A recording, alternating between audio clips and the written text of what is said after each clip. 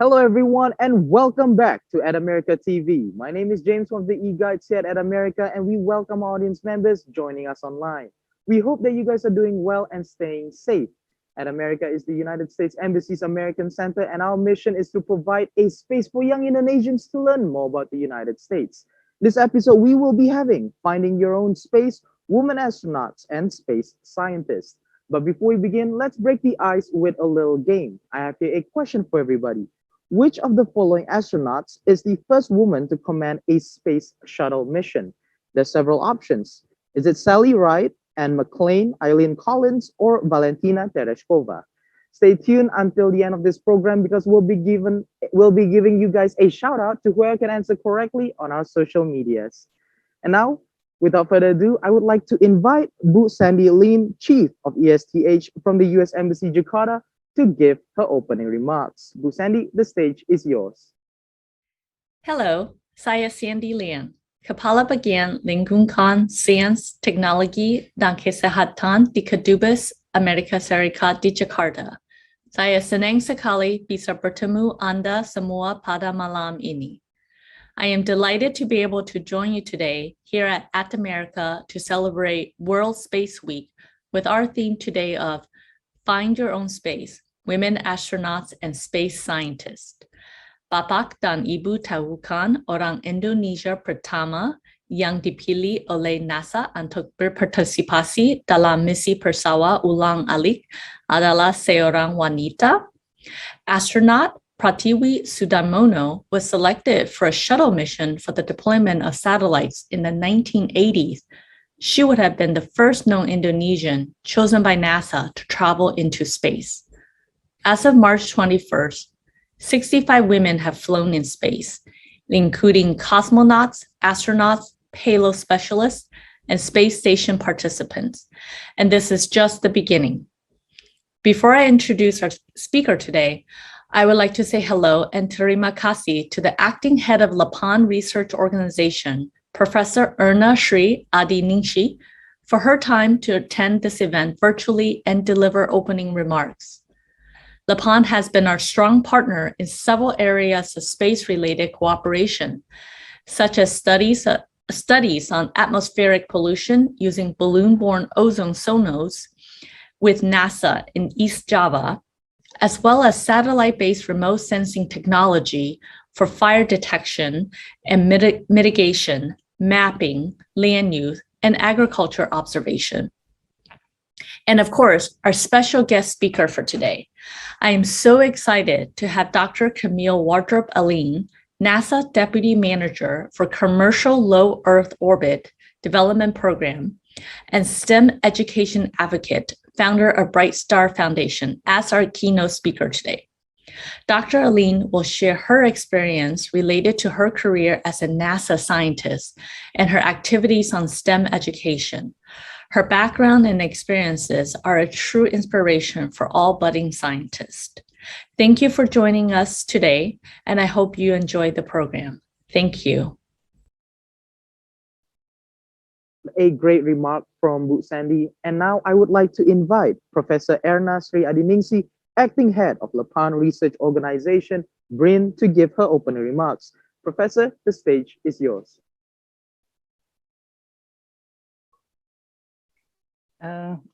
Thank you, Nancy.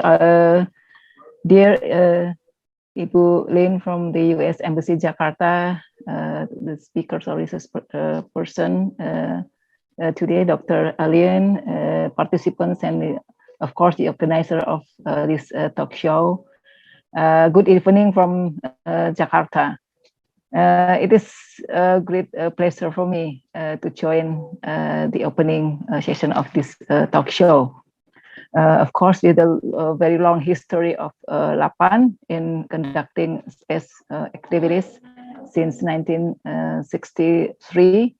Of course, it's not comparable with NASA, what NASA has achieved, but after our long experience in space activities, we believe that strategic partnership is very important and has become a key success in our achievement in space activities, particularly in Indonesia.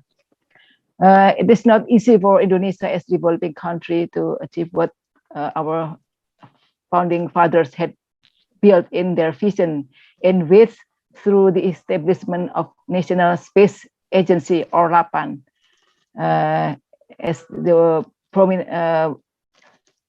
space agency that could be one of the prominent country in space activities, at least in the Southeast Asia.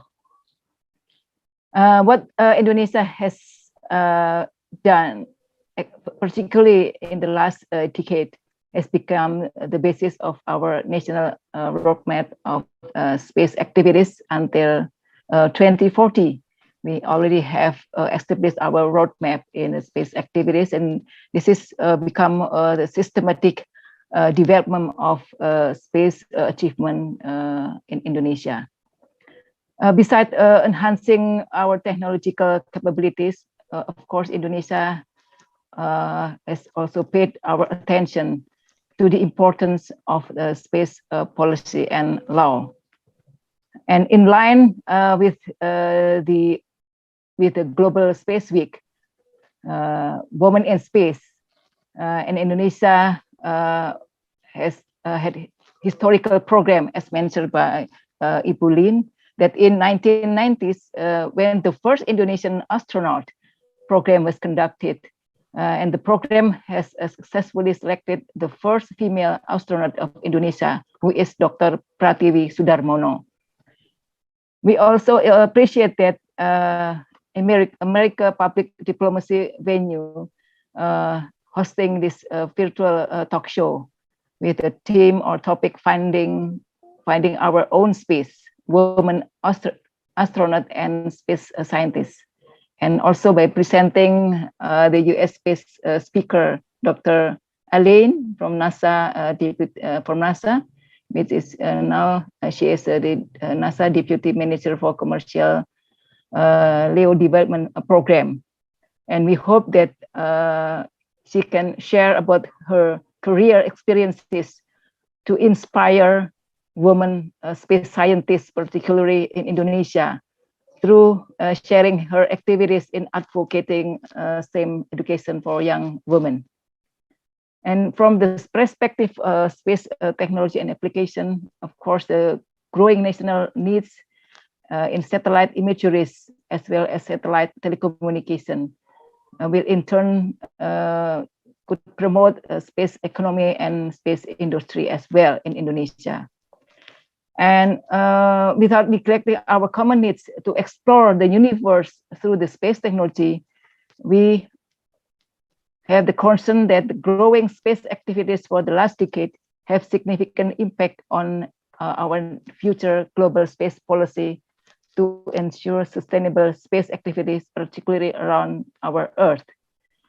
As I mentioned before, that the strategic partnership is important. And with that concern, Indonesia and US strategic partnership needs to be enhanced and strengthened in various areas of cooperations, not only for space science and space application programs, as mentioned by Ibu Lin, but also in space technology and space industry in the future. And I believe that through intensive communication and interactions, Indonesia and US can take benefit from mutual stronger cooperation in many areas of space activities. And for your information, that now LAPAN has become the part of much bigger organization, what we call in National Agency of Research and Innovations. And I believe that these changes in our structure or organization, the Indonesian space program will increase our critical mass or resources in conducting space activities, including to promote the role of women in achieving the goals. Last but not least, I do hope that this talk could come up with productive discussions for both countries in strengthening the space collaborations in the near future. as well as inspiring women in Indonesia to be the part of space science and space technology. Thank you. Thank you so much, Professor Erna, for your remarks. And now I would like to invite our moderator for today, Mbak Prodita Sabarini, Executive Editor of The Conversation Indonesia. Mbak Prodita, the stage is yours. Thank you. Hi, everyone. I'm so honored to be moderating this talk with the inspiring Dr. Camille Wardrop Aline, a rocket scientist and one of the few women holding a leadership position at NASA. You know, as we know, currently there's still low representation of women in the STEM field, science, technology, engineering, and mathematics, and also in leadership positions. So it's amazing and so inspiring to see Dr. Camille Wardrop Aline as a role model for a lot of young people around us today. So let me introduce you to Dr. Aline. She's the Deputy Manager for Commercial Low Earth Orbit Development Program at NASA Johnson Space Center. And in this role, she serves the architect of building space economies and enabling commercialization of low Earth orbit. She came to this leadership position after, you know, designing and building space and rocket systems. So I'm very curious to hear how she transitioned from the technical part to a leadership role. She's also a STEM and global education advocate, and she founded the Brightest Stars Foundation, an organization working to create the next generation of female scientists, engineers, technologists, and explorers. Tonight, Dr. Aline will be sharing her journey as a scientist, leader, and advocate. So I'm very honored to welcome Dr. Camille. The stage is yours. Thank you so much. It's such an honor and a pleasure to be here. I can't tell you how excited I am.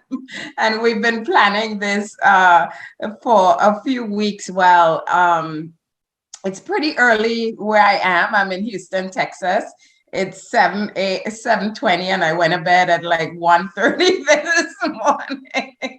So it's been, you know, I'm operating on a few hours sleep, but it's wonderful to be here. I am so excited about the partnership between Indonesia and NASA and what you all have been doing in space sciences. So what I wanted to do this morning is kind of start with a brief overview of women in space right now, and but not only women in space, women who have contributed to space, right? And then I will talk a little bit about my journey, and I feel like my journey will give you such a breadth of some of the amazing programs that we have done and continue to do at NASA in the human exploration, space exploration area. So with that, I will start with women in space, present and past. And I start with past because, you know, as you said, there are not many women when we look at the 60 years of human space flight since the first human, which was a Russian, Yuri Gagarin, went into space. There haven't been a lot of women who've either been to space or have supported space endeavors. And so I wanted to start with my heroes on the top left-hand side, who we know as the Hidden Figures. And there's a movie, Hidden Figures. I hope everybody knows about it. If you don't know, find it and watch it. It is amazing. But it was really only in 2017 that we, the world, discovered that there were these extraordinary women who contributed to the early human space flight. Without these women, John Glenn, who was the first person to orbit the Earth, the first American to orbit the Earth, that mission would not have been possible without these women. They were the ones, they were mathematicians who did all the calculations to make it possible for that mission and that flight to be accomplished. But because they were Black women, right? And during the time, the 1960s, and there was segregation in the United States, nobody knew about them. And they were kind of separated from the rest of NASA. They worked at NASA Langley Research Center in Virginia, one of the first NASA centers since we started the agency. But they were segregated from everyone else, all the other engineers. But they were critical to getting that mission started. And for me, when I learned about them in 2017, I mean, they look like me. I was just so amazed, you know, that there was such a legacy.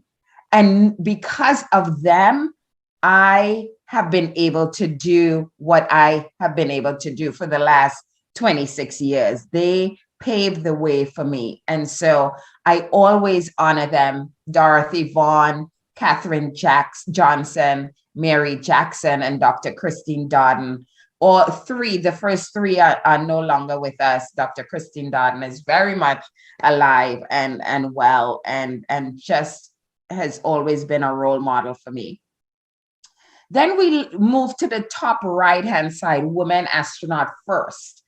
And so in a country like America, where we have such a diversity of cultures and ethnicities, it's really important for young people, especially young girls, to see themselves represented, right? And so that's why I call out these first women, because they serve as a role model, right? Their lives serve as a role model for young girls who see themselves reflected, right? You call Sally Ride as the first American woman to go into space in 1983. I mean, we sent out the first man into space in 1963. It was about 20 years later that Sally Ride got to represent the United States, right?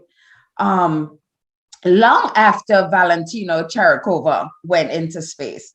So, you know, we often sometimes behind the curve when it comes to the progression of women.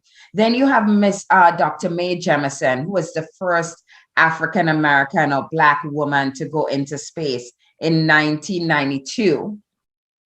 Dr. Ellen Ochoa, who I know very well, the first Hispanic or Spanish American woman to go into space. She used to be the head of Johnson Space Center where I work, and just an amazing, and of course, Mae, Ellen are still alive, and Ellen does a lot with inspiring girls now that she's retired.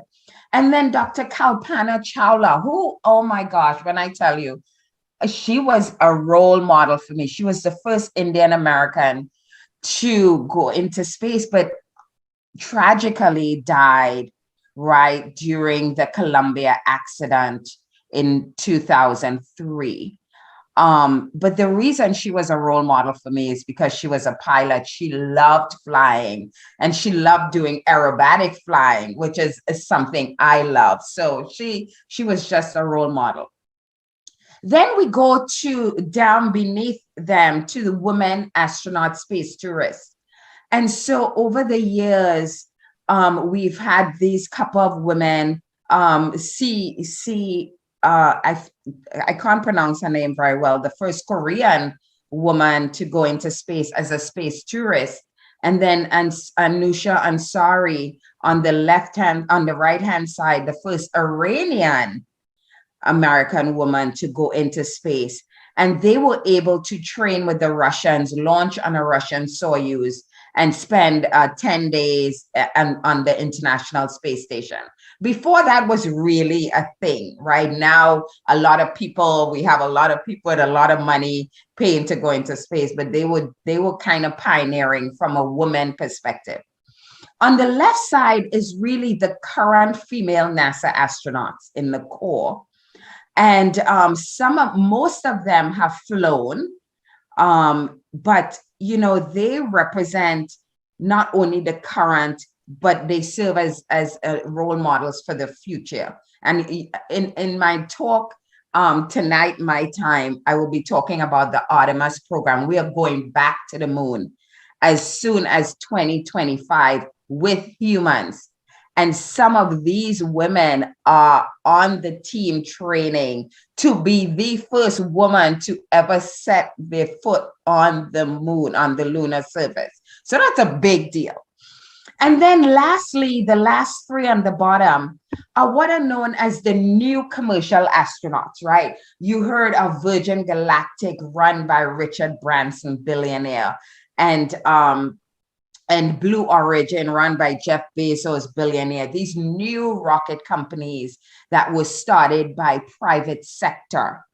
And so these astronauts, these new women astronauts, are part of that. They flew on these commercial vehicles. The last one on the right side, Dr. Sian Proctor, who are in the white, who I know very well. She's a very dear friend. She just had a 3-day mission to space, going nowhere. They launched on a SpaceX and they orbited the Earth for 3 days, literally 2 weeks ago. The first all private crew to go into space. And she was the first Black woman to ever pilot a spacecraft. And so now we see the evolution, right? We're seeing the evolution of the space industry.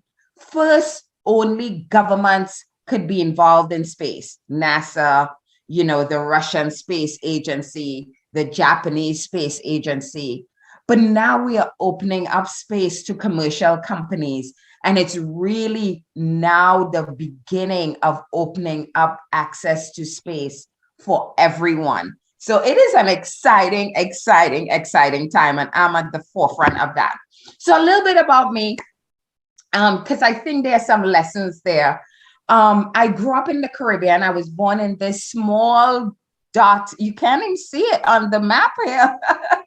Called Trinidad and Tobago. It's 7 miles off the coast of South America, Venezuela. This is what it looks like. And I grew up there till I was 17 years old. And then I migrated to the United States.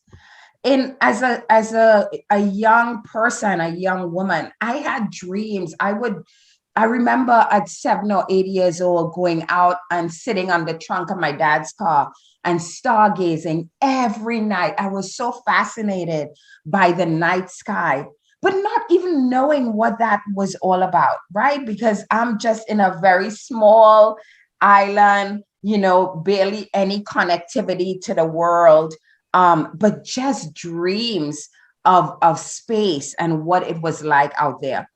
I was a really good math and science student. I went to an all-girls school. You see this picture there with all girls, and really loved math and science.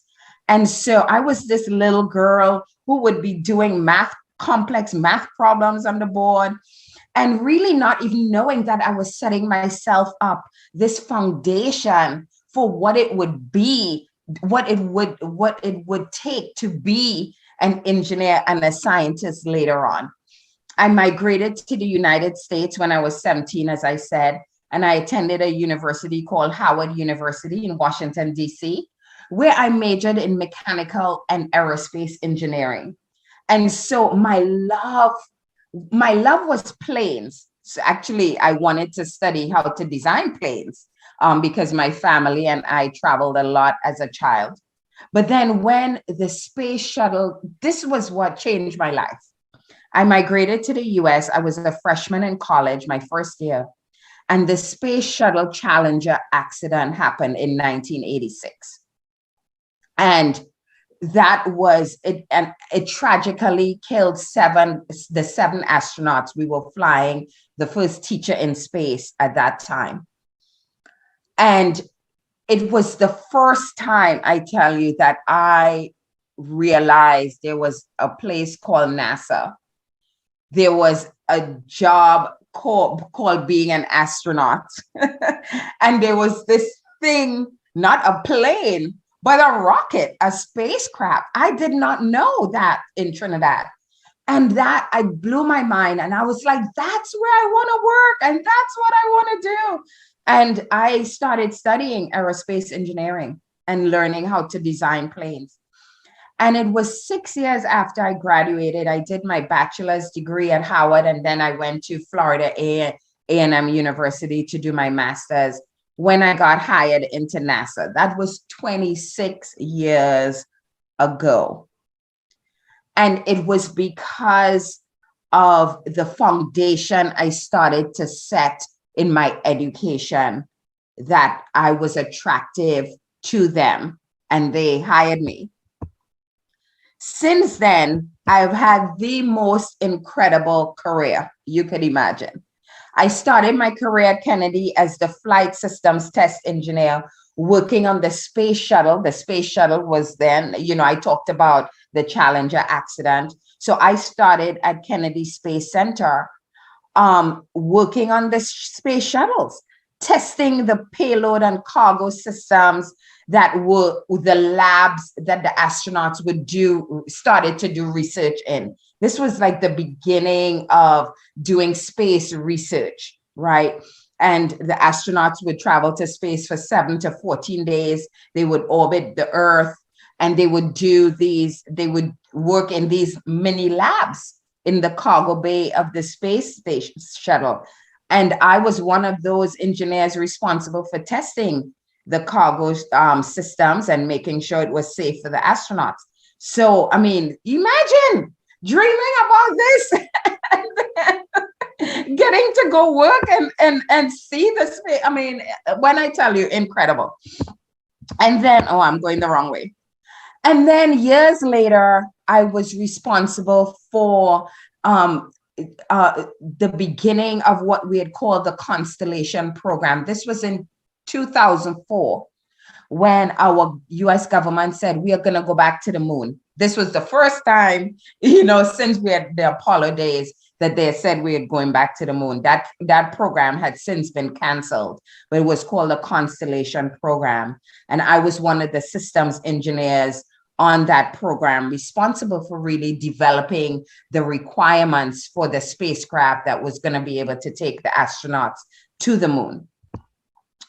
And then I left. So I did a little detour in my career, and I left NASA for a little bit to go back to school, and ended up working for our Department of Defense and doing missiles, designing, developing defensive systems from our naval ships. And so as a missile systems test engineer, I was integrating our missile defense system. But something happened during those years. I applied to be an astronaut, and that wasn't the first time. It was about the second or third time I'd applied to be an astronaut, and I got called to interview to be an astronaut. And what that means is, in any 1 year that NASA puts out an application, they would get 5,000 to, anywhere recently, we've gotten 18,000 people wanting to be astronauts. And out of that, they will pick 100 to invite to come and interview for the job of flying in space. It was amazing. So I got to spend a week at Johnson Space Center. At the time, I wasn't there then, just being tested and doing robotic systems and showing if I was capable of doing the job. That year, they only selected 12. I wasn't one of the 12. But what I knew was that if you dream big and you work hard and you follow your passion, dreams come true. And so for me, that's one of my greatest accomplishments, knowing that I had this dream and I got that close.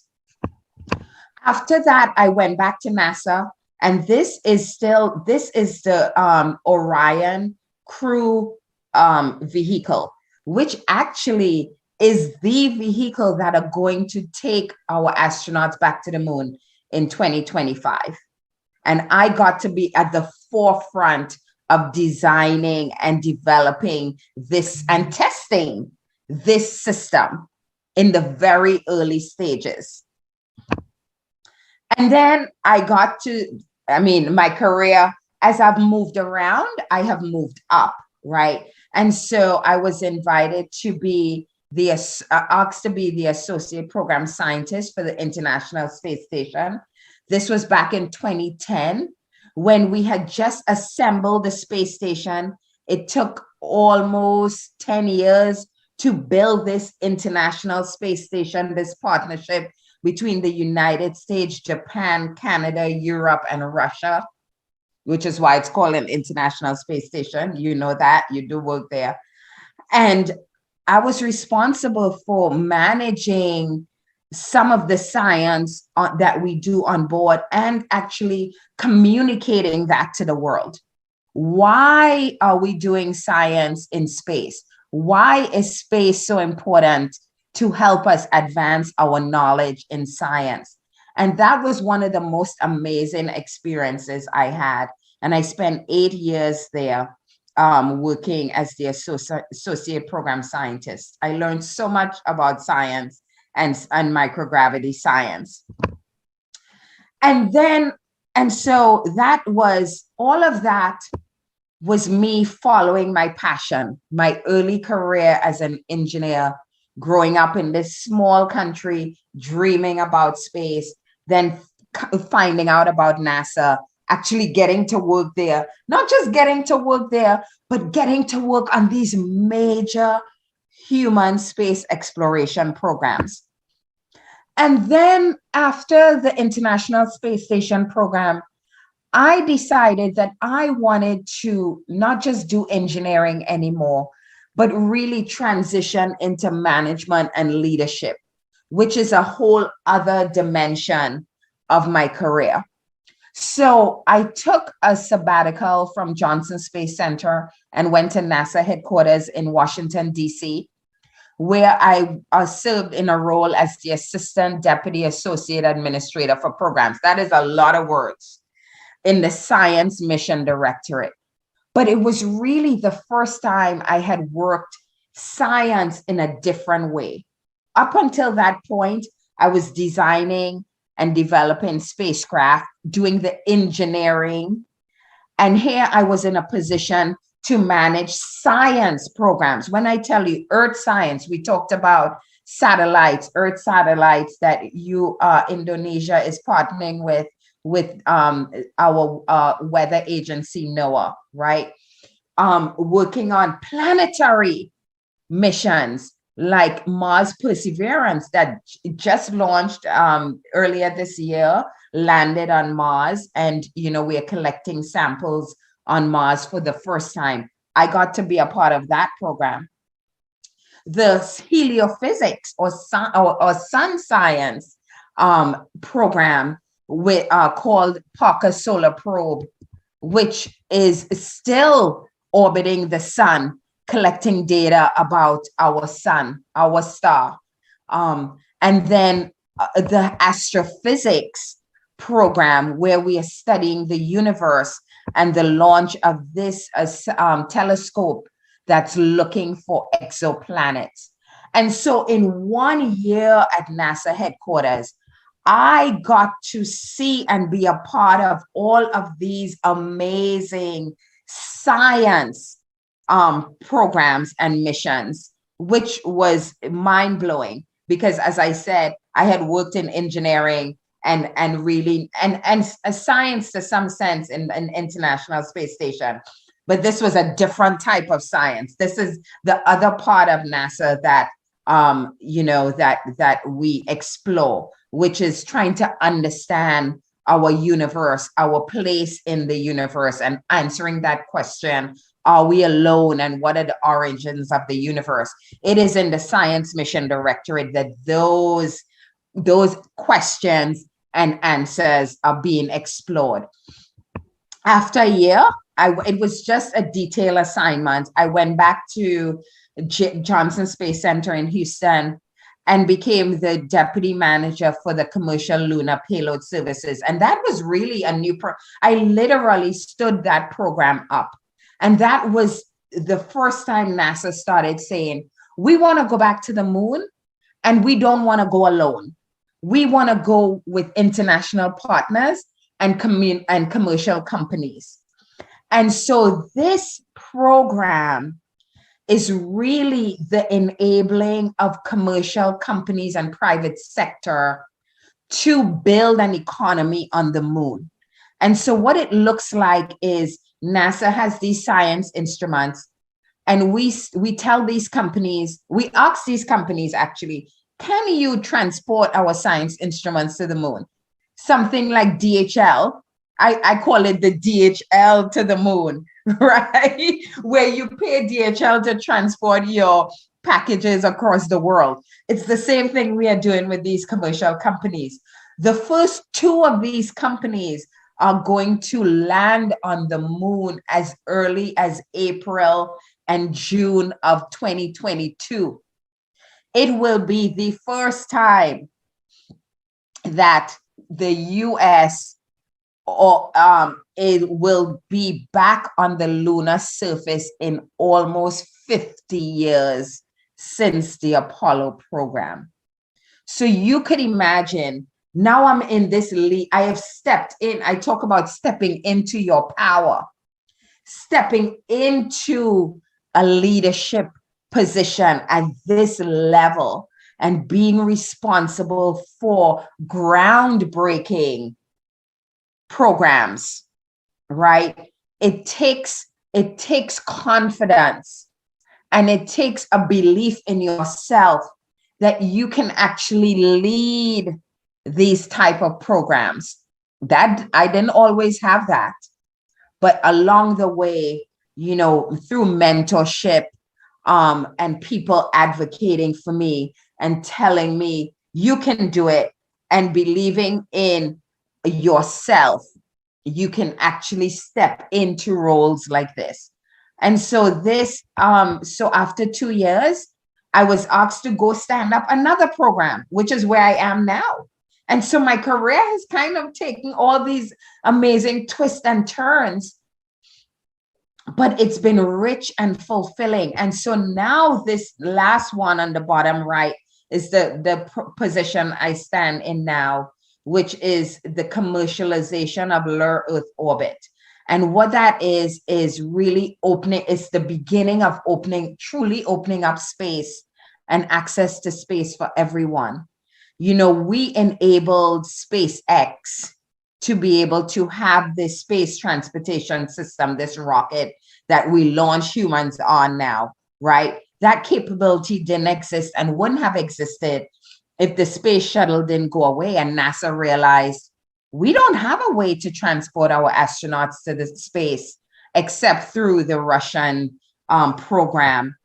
What if we enable private sector and help and share the knowledge that we have with them so that they can develop the capability? And once private sector develops the capability, then they open it up to the world, right?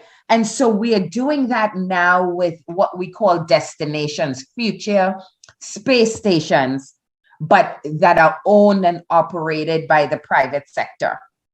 And so NASA will become one of just many customers who use commercial space stations in the future to do our missions. And so when I tell you, I and my manager, the program manager, the two of us are establishing this program that's the future that will democratize space and provide access to space for everyone. It is mind-blowing being on the cutting edge. And so again, it only means that you step into your power and to operate at the leadership level of the agency. You know, it takes something. There are not a lot of women in these positions, but you know, after 2.5 decades of proving myself, I have gotten the opportunity to lead this program. And so for me, it's all about paying it forward. it's all about inspiring the next generation, because I was inspired, and it's up to me to inspire others. And so it was in 2006 that I was sitting at NASA headquarters. I was actually doing this job here as the systems engineer at Constellation in 2006, when I realized there were no little ones, no girls or young women who looked like me, who was going to follow in my footsteps. And I was like, how do we open up space to other countries, other people who look like me, besides what we had seen, the 5 spacefaring nations, right? And the only way that can be done is through education. So I started my foundation, The Brightest Stars, to educate, empower, and inspire young women to be future leaders in science, technology, and engineering. And what that looks like now is mentoring girls and countless around the world, one-on-one, traveling to speak and inspire young women. It looks like mentoring this team of young women in Kazakhstan, 18 to 25 years old, their government said, we don't believe women should be studying science and engineering. And they said, oh, really? We will show you. And these are journalists and linguists who decided to take on the challenge of building a small satellite, a cube satellite that will launch into space from the space station in about 2 years. And they reached out to me along with the US Embassy there to ask if I can mentor them. And we spent months getting together on Zoom, walking them through what it was like to build a satellite. And then in the summer of 2019, I got one of the most amazing opportunities to go to Central Asia, to go to 3 countries, Uzbekistan, Kazakhstan, and Kyrgyzstan, really to meet the girls in person. But that is the work I do now, right?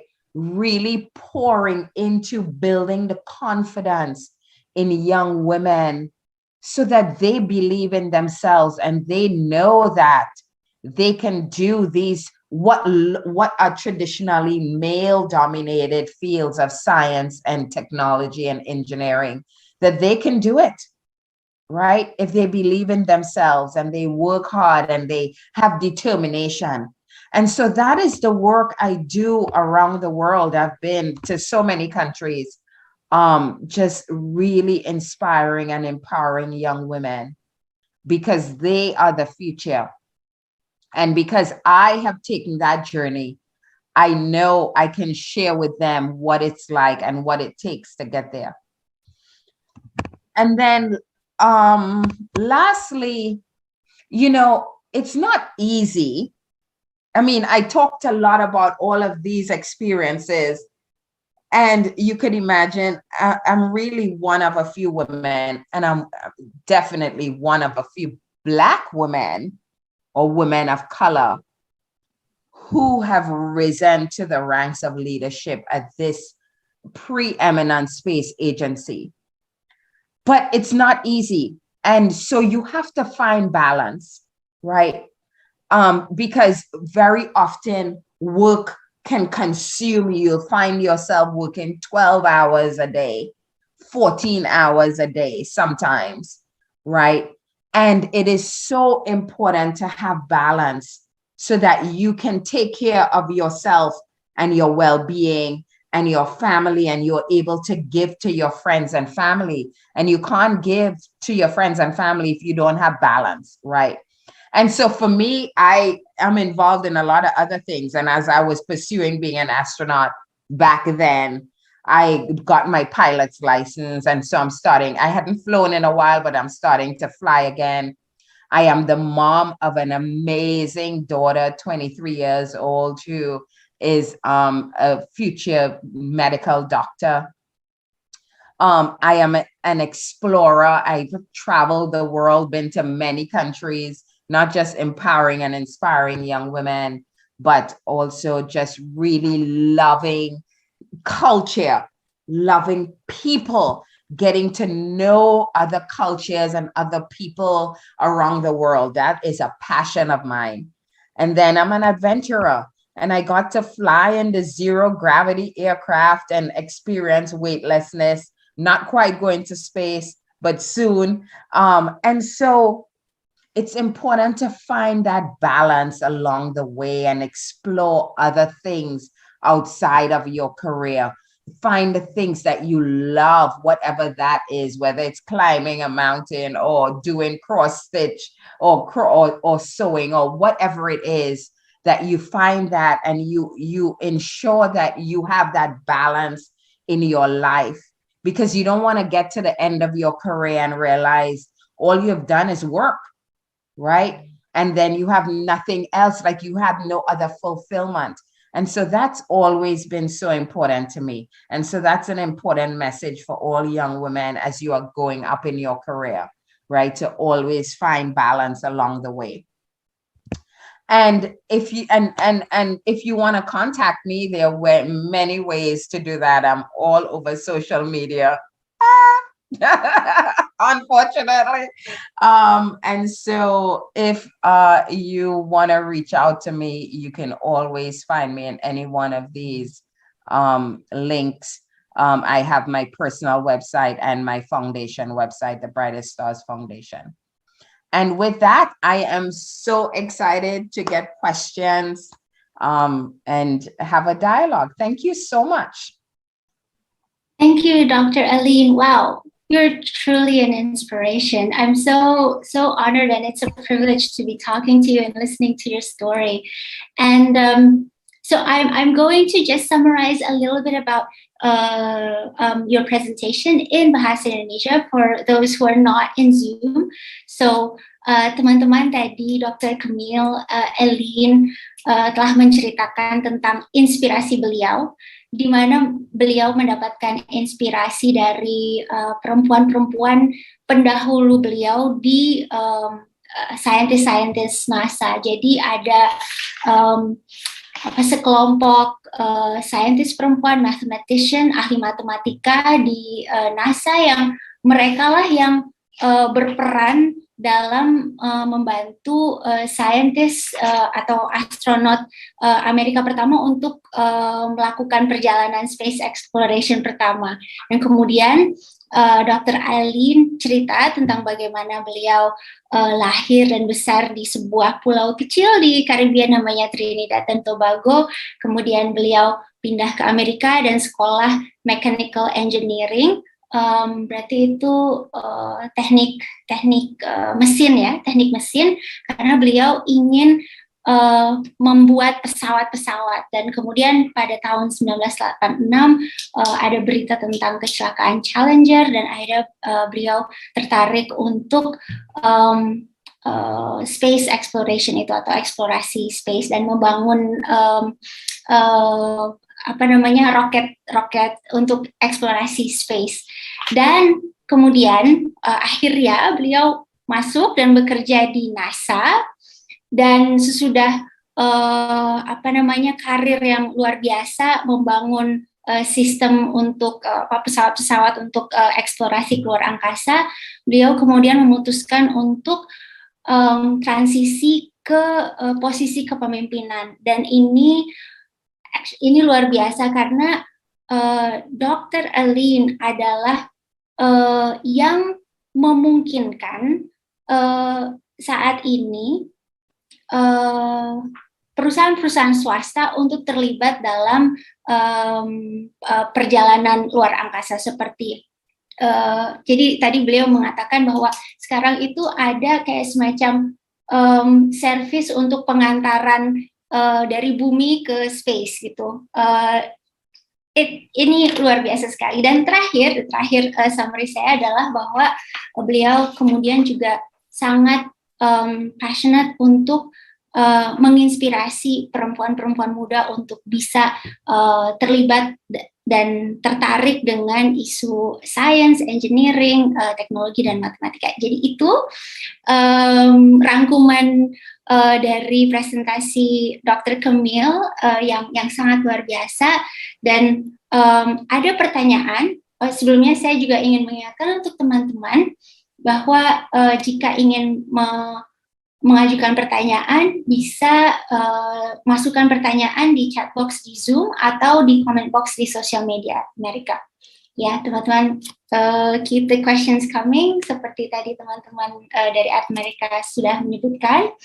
Dan ada pertanyaan yang ingin saya sampaikan, dan ini, there's a question, Dr. Aline, that someone from her username is Iba University, Laren Utami, and her question is also similar to my question. So I'm going to combine this question, okay? So her question is, would you please give some tips for me, and also especially for women who are not confident to be a woman like you who can be a part of NASA? Okay, so that's her question. My question is a little bit related to that, because it seems from your journey, you've been so motivated to excel, like in science, and then you decided that you wanted to move to a leadership position. And you mentioned that it's not easy, right? I would imagine that it's a totally different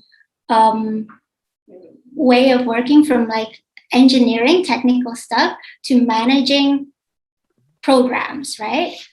So my question is, first, did you know that you wanted to lead from the start, or did you find it out as you grow in your career? And the second is, how did you transition? Did you use that knowledge as an engineer, or did you have to find different knowledge and skills to be able to lead and be in that forefront of amazing programs? Those are amazing questions, and thank you so much. I did not know that I wanted to be a leader. It's not something, I think for me, and I think I've heard other friends say this, you're just in your day-to-day, right? And you are there and you're doing your task, and you are, you're doing what the design part of it. And it was mentors, the importance of mentors that saw something in me that said, I think you can do this harder task, right? And you are scared because oftentimes it's not something you have experience in or you have knowledge in, right? But you don't have to, right? What they knew about me is that I can solve problems and I can think critically about different things. And so those are the fundamental skills that you need to have in order to step into those roles. And so they were like, okay, you've never done this role before, and you don't. You want to step into something where you are not comfortable, step out of your comfort zone. And so I didn't know that until mentors said, I think you should apply for that position. And then I was like, okay, I'm scared.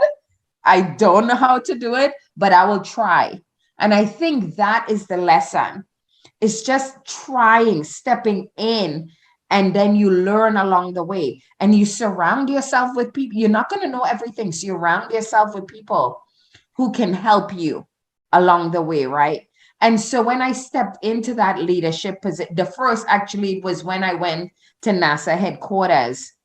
It was 2017 when I talked about all the science, the planetary and the earth and stuff like that, I decided that I wanted to stretch myself. And so when the call came to apply for the detailed assignments, I told my boss at the time I was going to apply for it. So that was on me. I wanted to stretch. So I applied for it. What they did not anticipate that I was going to apply for that position, which was one of the highest level positions at NASA headquarters. Mhm. But I knew, one, I had the person I was going to work for was a mentor of mine. I knew I would be well taken care of. I knew I was stepping into totally something new, but I knew I was going to be taken care of. And I just took the leap. Sometimes you just gotta jump off the cliff, right? And know that you will fly and soar. And so that's how I made that transition. And it was hard. I'm not gonna lie to you, it was hard. But I found people again who could help me, who could support me, who could mentor me, who could advocate for me. And that's one of the most important things you can do in any career. It's not just science and engineering, any career, right? Can I have a follow-up question on that, Dr. Aline? Was it a two-way, I guess, effort? Like, I think you're doing now with Inspiring and with the foundation that that you build, that you proactively want to mentor young people. Yes. But do you think it's also important for the person to seek mentors? And how do you actually do that? It's critical for you to seek mentors. And I will tell you, one of the reasons why young girls and young women are not going into science, technology, and engineering, why the numbers are so low, is because they don't see themselves represented. Yeah. So not only do you need a mentor, but you need role models. Yes. You need to be able to see like other people have paved the way for you, who look like you, by the way, right? Mm-hmm. It's important that you see yourself doing that. And so, yes, it's important to seek mentors. And so the way I suggest you go about doing that is, as a young person, I always give this example. If you want to be a geologist, you think you want to be a geologist. You may not quite know. Actually, I didn't know what an engineer did when I decided I was going to study engineering. Honestly, I didn't know. I was like, okay. And I knew you needed math and science, but that's all I knew. I really didn't know what an engineer did, right? So if you know you want to study geology, for example, you think you know what that is, seek out geologists around the world. It doesn't even have to be in Indonesia, but you can go on the internet. We have access to information, a wealth of information on the internet, not all good, but for the most part, right? And so you can Google, you can just put in something like Indonesian geologist and see what comes up, and reach out to that person or those people, those scientists, and say, can you explain to me what you do on a day-to-day basis? And even beyond that, getting the opportunity to work alongside that person, maybe as an internship or some kind of a day in the life, is going to help you understand what that field is about. And it's going to crystallize for you, oh my gosh, this is exciting. I really want to pursue this. Or it could be like, oh, I didn't know that's what that was about. I don't want to do that at all. Scratch that. Let's find something else.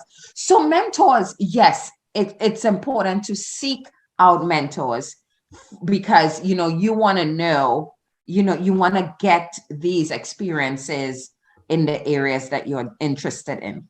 and people who can show their belief in you and build you up. Exactly, Yeah. exactly.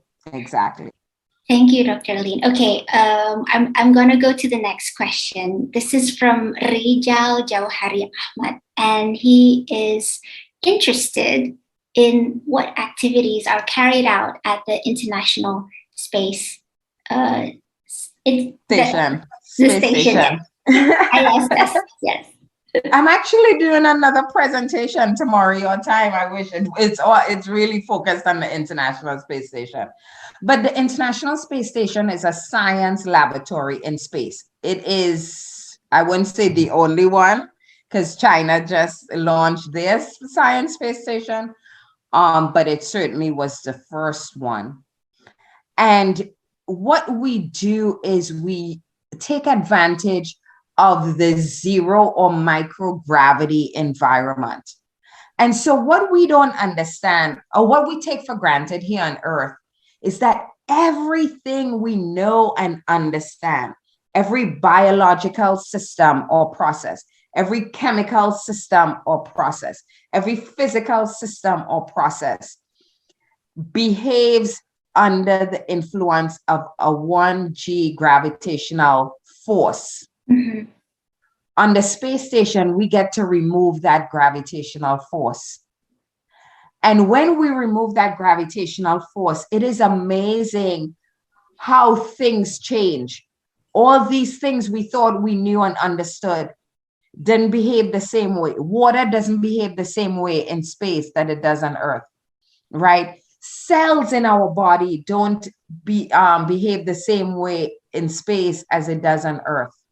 And what that helps us to do is really uncover knowledge about these systems and processes that we never knew existed, that was underlying because gravity was masking Right. it. Okay. And so we use the space station to do all kinds of research in the life sciences and biological sciences and the physical sciences.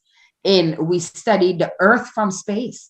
The space station is 250 miles above our Earth's atmosphere.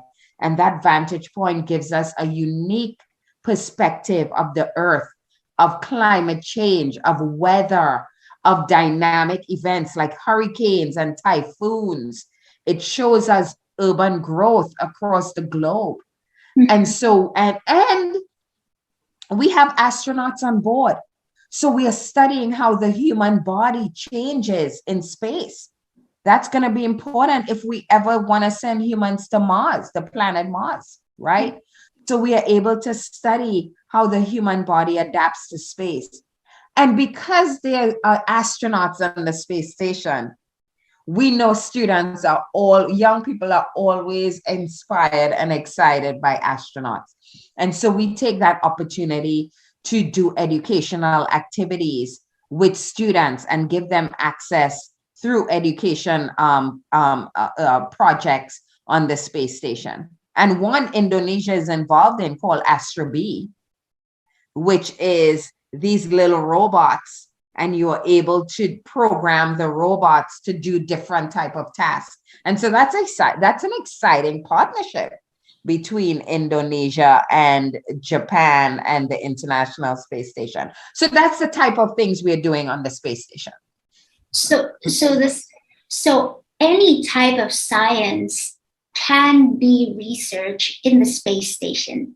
Is that correct? It's not like if you want to go and work at NASA, for example, it doesn't have to be always engineering, for example. You can do life sciences, you can do robotics, you can do. And actually you can do, and beyond that, we always say it takes everyone to make this dream happen. So yes, we focus on engineering and we focus on science, but we have people who are not engineers and scientists. We have lawyers, we have communication specialists, we have experts in contracts, right? We have historians, we have artists. So it takes all of these different disciplines to support the larger mission. but primarily engineers and scientists make those things happen, like the actual mission, the design. But we have a lot of other disciplines that are involved in we said it takes a dream, it takes a team to make the dream, right? Dr. Aline, can you give us any some examples when you mentioned about this research about life sciences research, because there's zero gravity, and then you can uncover that layer, and so you can look at the systems and processes, and then can you share, is there an example of what that research then translate into our everyday life, for example? Absolutely. There's so many things going on that has a benefit to life here on Earth. For example, one of the most well-researched areas is protein crystallization. And I'll break that down. That's part of the biological sciences. So we know proteins, our bodies are made up of proteins. It's actually the fundamental building block of life is protein. But we know when a disease is present, there is something going wrong with a protein, right? And proteins grow in our body in a three-dimensional crystal way. That's why we say protein crystallization. So what scientists on the ground do is that they grow crystals in their labs, right? But we talked about gravity being an influence. So what scientists have been doing for over maybe 15 years is launching crystals, protein crystals, to the International Space Station and growing them in space. And what they have found is when you grow crystals in space, they grow much bigger and they're much clearer because that gravitational effect is not present. The phenomenon of buoyancy-driven convection and sedimentation is not present, both of which are gravitational phenomenon that impact crystals being grown here on Earth. And so what they have been able to identify in a particular crystal, which was flown, that causes a muscular dystrophy in boys, a disease called Duchenne's muscular dystrophy that impacts 1 in 3,000 boys by the age of 9. They are wheelchair bound and have a lifespan of maybe 25 years because of this debilitating disease. So these researchers were able to launch this crystal that they identified caused Duchenne's muscular dystrophy. At the same time, they had developed this drug on the ground to inhibit this disease, but it wasn't working very well, not high efficacy for the drug. So they launched the crystal and the drug together, like the inhibitor complex. And because they were able to grow the crystal in a much bigger and clearer way, they were able to identify a water molecule as part of the structure that they didn't see on the ground. Right.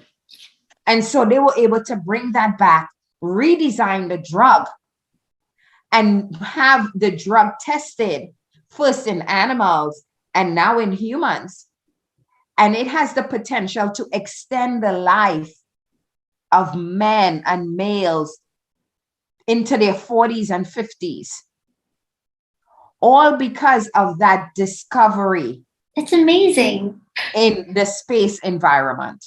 And so that is one minute example of so many other examples. And so we've flown crystals for other diseases like Hutchinson's disease and, different diseases, with the hope of uncovering something in those structures that you didn't see on Earth.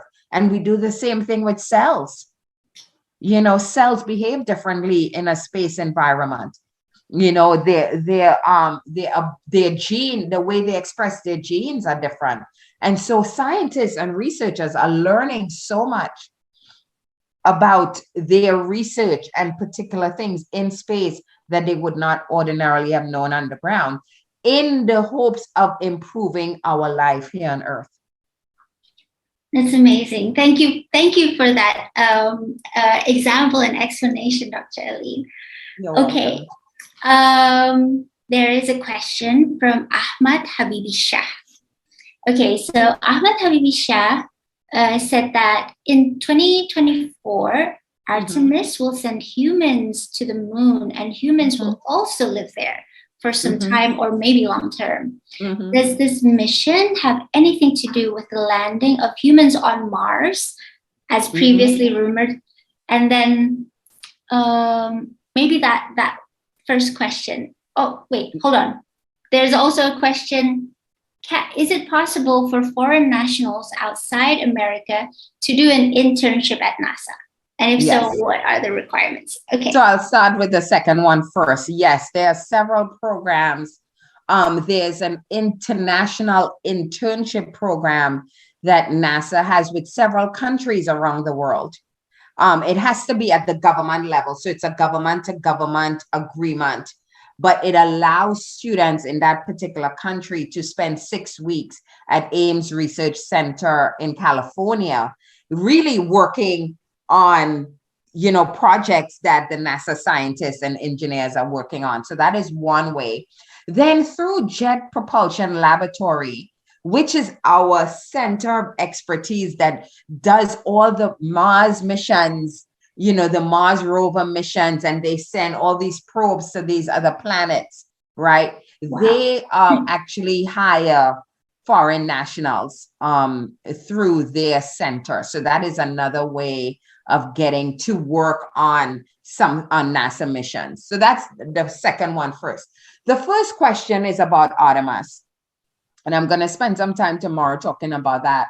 But the Artemis program is NASA's mission to go back to the moon. Actually, it's 2025. It was 2024. It's now 2025. With international partners and commercial companies. And so it will be the first time we are sending an American to set foot on the lunar surface since the Apollo program. But we felt that going back to the moon is a stepping stone to going to Mars, because it's 50 years since we've sent a human to live on an extraterrestrial planetary body, right? And so it's taking steps. You can't just send humans to Mars on a 6-month journey one way of 3 years stay on the surface and a 6-month stay back. And we don't quite understand all the effects of space on the human body, right? And so sending them to the moon is for a longer period, is learning to live and work on another planetary body and really ironing out, developing those systems, ironing out the processes that would allow us to one day send humans to Mars. So yes, it's a precursor for going to Mars, sending humans to Mars. So following up that question, so yes, so the goal is going back to the moon in 2025, and that's a stepping stone for Mars. So do we have a target for like a year target for Mars? So, that's such an interesting question.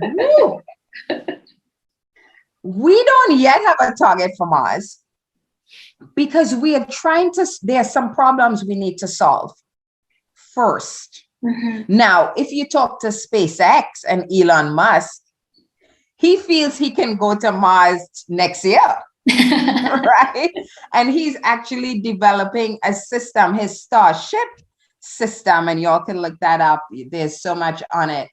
That one is going to be able to take our astronauts to the moon. So we've given him a contract to build this system to take our astronauts to the moon. But he's also building that system with the ultimate goal of developing a settlement on Mars. Like that has always been his goal when he started his rocket company, is to be a multi-planetary species, right? So talk to Elon Musk and he will tell you we can do it next year or 2 years.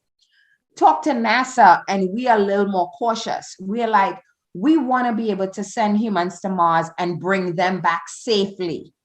It's not a one-way trip that we're signing up for. And right now, if you send humans to Mars, it is a one-way trip. The reason it is because the exposure to space radiation that humans are gonna have on that trip to Mars is so great that it could incapacitate humans. Yeah. And that's just one challenge of many, right? We have to solve the isolation psychological challenges. You know, there's the challenges of going from a 1G environment, traveling there in a 0G environment, getting to Mars in a 1/6 environment or 1/3. I always get those mixed up, right? So there are a lot of challenges that we have to solve first before we can know that we can send humans safely and bring them back. And so there's no date to that. We hope by the early 2030s, we hope we can solve those problems by then and understand and develop systems that could protect humans. But we are doing everything in our power to move that along and advance our knowledge so that we can make that mission successful. Okay, thanks, Dr. Arlene. And okay, I'm going back to the questions. I have some questions, but then I'll have to make sure that the audience questions can be answered by you. Okay, so you mentioned about, you know, and your work is like enabling that commercialization of space travel, right? And we know that, you know, like billionaires now are doing that. There's a question here from hold on.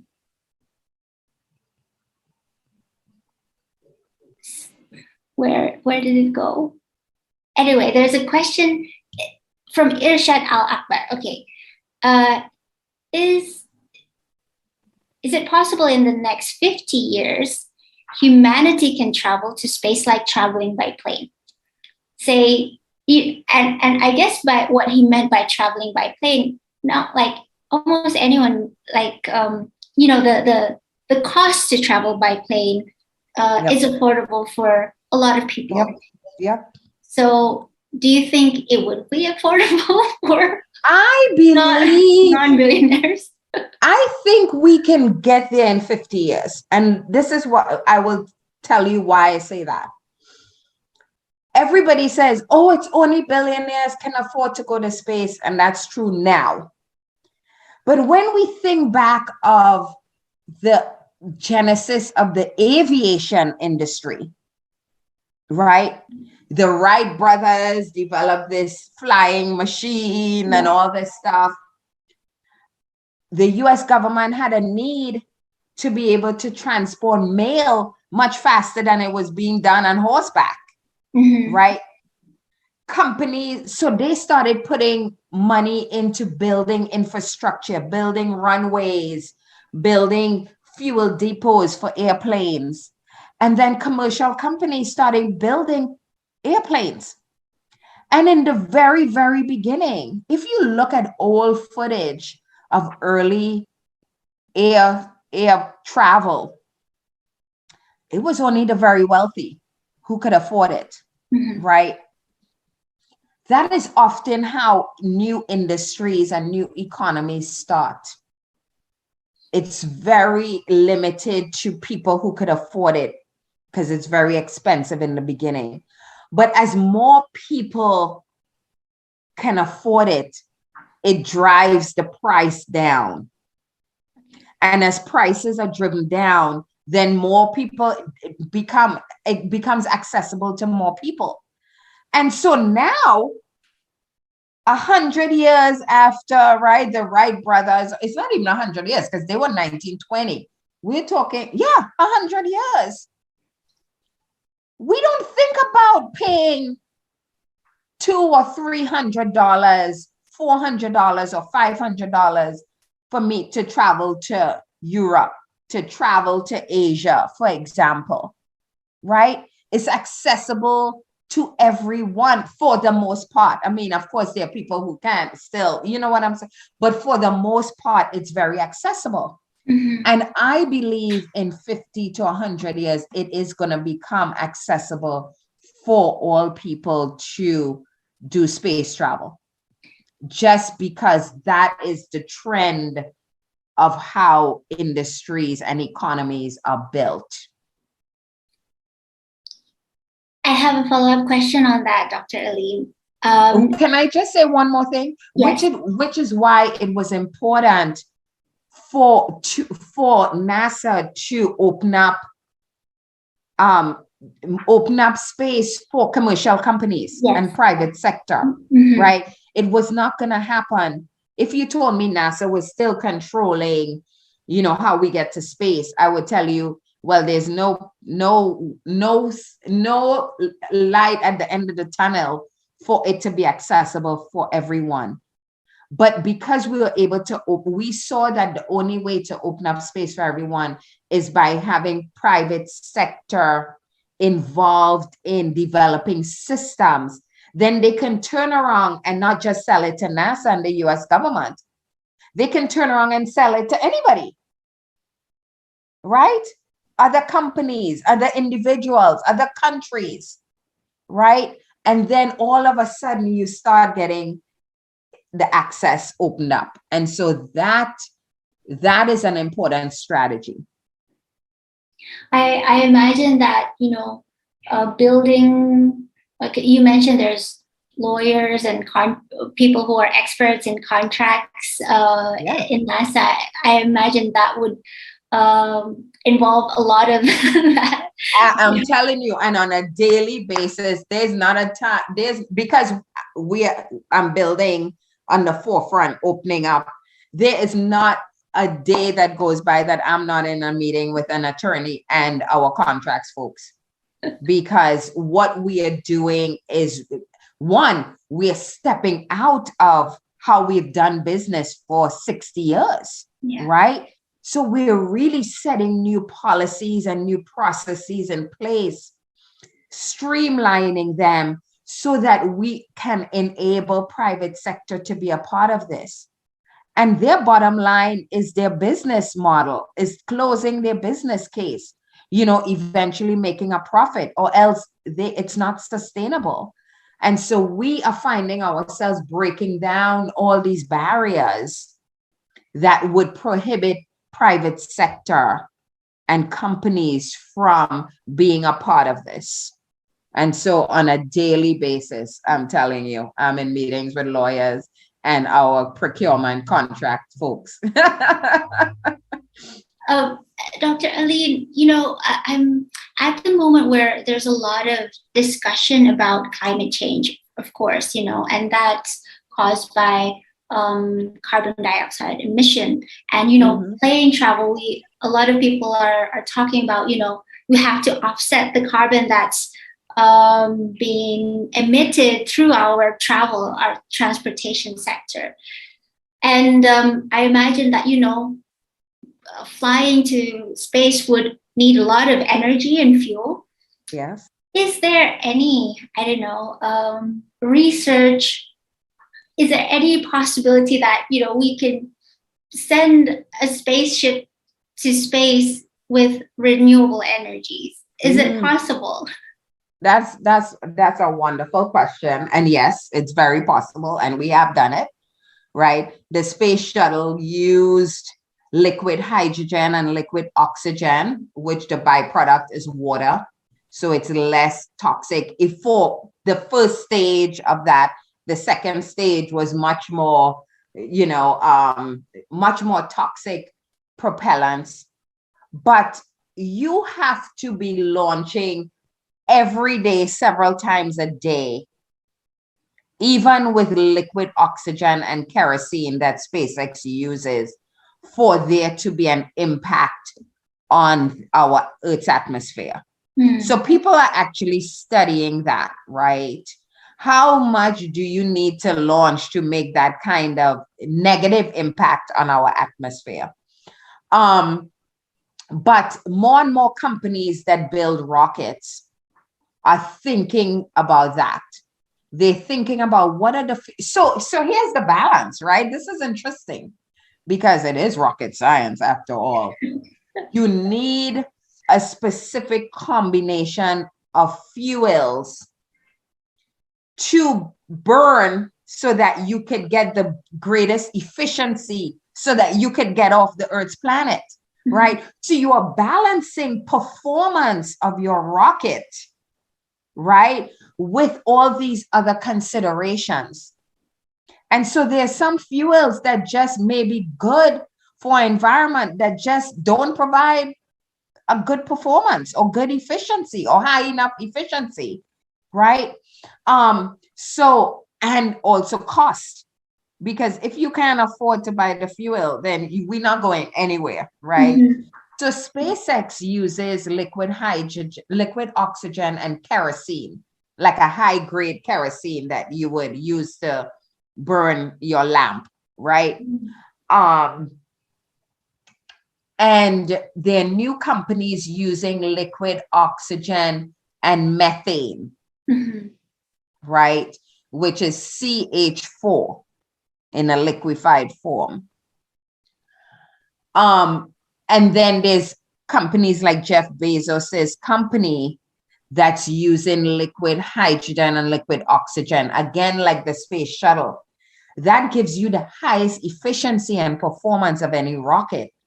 But it is the hardest thing to solve because they're cryogenics, and trying to store cryogenic fuels is a very, very big challenge, right? Because it turns into steam and it evaporates, right? So you have to store a lot more than you need in order to get what you can use, right?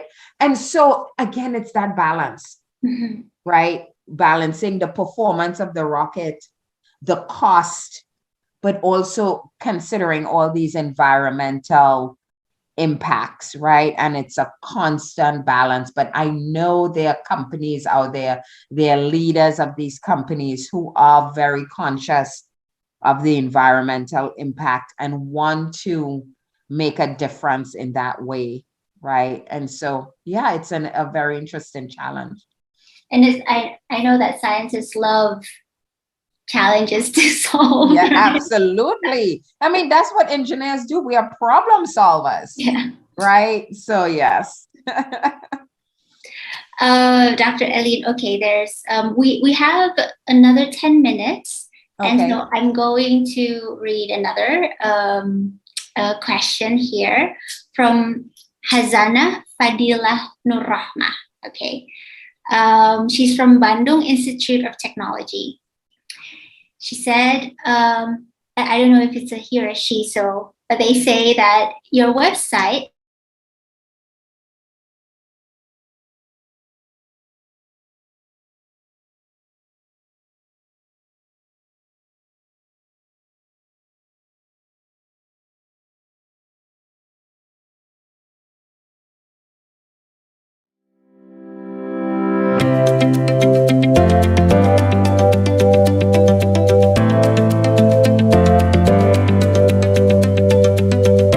you became a finalist.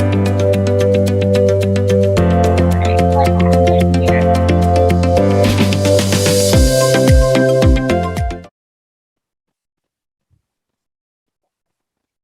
Okay. Sorry, that was on our end. Sorry. Okay, so this question again, you became a finalist for astronaut selection. Yeah. What were your preparations and qualifications to participate, especially as a woman? So I didn't know I was going to be a finalist. Honestly, I put in the application. Okay, so let me just say this. To even qualify even now for being an astronaut, you have to have a degree, a bachelor's and a master's degree in a science or engineering. Mhm. That's basic. Or you have to have you be a military pilot, Mhm. right? Or you could be a doctor or something. So that's like the minimum requirements from a qualification perspective. So of course, I was an engineer at the time. I had 2 master's degrees. I didn't quite have my doctorate yet. So I was qualified from that perspective. But again, I told you, my year, they had 5,000 applications, and they had to sift through those applications to get the cream of the crop, the most qualified. So it wasn't just about your education. Mhm. You know, what experiences did you have from a career perspective, right? Also, what kind of things you did outside, which is why I talk about balance. What did you do outside? And so what I realized is, it's not that you put in your application and they call you to be a finalist and you get selected and then you become an astronaut. They're looking at how you demonstrated the qualities of what it means to be an astronaut in your life. Mm. And being an astronaut is being an explorer. It's being a risk taker, right? It's being an adventurer. Not just having the degrees and the experience as a scientist and an engineer and a pilot, but all the people they selected were people who had done things. They were living their life as astronauts in their daily life. And then they were attracted to them, right? I hope that makes sense. So for me, I had gotten my private pilot license and not just because I wanted to be an astronaut. I literally loved planes from when I was a child, right? I told you we were traveling to the United States from Trinidad every 2 years. And I fell in love with planes, and I moved to study aeronautical engineering, the design of planes. So my love for planes wasn't because I wanted to be an astronaut. It was because I had that passion, right? And so we always tell people, make sure the things you are pursuing in your life, you are passionate about. And when you are passionate about it, you will do well.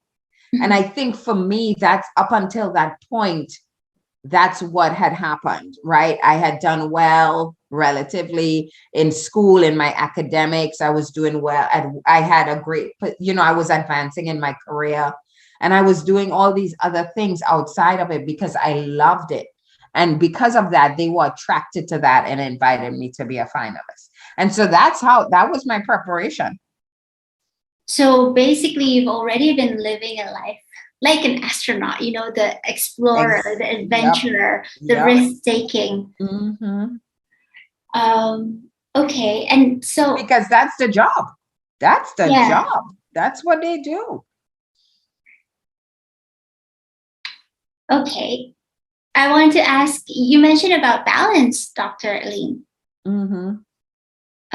Is that something that you learn from the start, the balance part, or you learn from, having been unbalanced, like really motivated to excel at school and, at work, and then finding out, oh, you've burned out? Or how did you learn to find that balance? Yeah, I didn't know about, these are not things we're taught in school. Yeah. These are not things we're taught growing up, right? My parents never taught me, make sure you balance. No, they just knew I was driven, and I just knew I was driven. But again, I think the balance came as a result of me wanting to pursue my passions, right? Whatever that was, right? Outside of work, right? I love travel because I started traveling as a 5-year-old. Right? I want to see the world. And so I take time off to go pursue that. I have a daughter. I was married. I had a family. I have a daughter. I have to see, now she's grown. She's 23 years old. She's independent. But when she was growing up, I had to, leave work and pick up from school. She was a gymnast. Leave Wow. work, pick her up from school, take her to gymnastics. Or she trained all day in the gym and did a school at home, spending time to help her with her work. Like I was forced to do that because that was my obligation, right? And so I think organically, I kind of created this balance. I don't think I intentionally created the balance, but looking back now, I realize that you have to have balance or else you would burn out. You wouldn't be as productive, right? And so now I can give those lessons to others coming up, that it's important to, for me, I mean, we have one life. This is it. This is not a dress rehearsal. This is it. Yes. You might as well live it the way you want to live it, right? And do the things that bring you joy and fulfillment and passion. And I've always believed that in my life's journey, always. Thank you so much, Dr. Aline. I think we're coming to a close here. Is there any final words that you like to say to the audience and the young people listening in?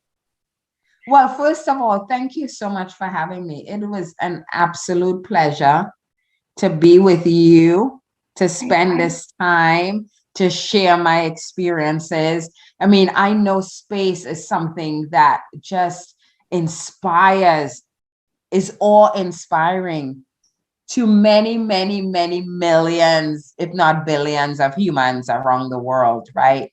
And so to have the opportunity to be at the forefront, to be on the front line, to be a witness to making history is something that if I can share that with others to inspire them, that is my duty, right?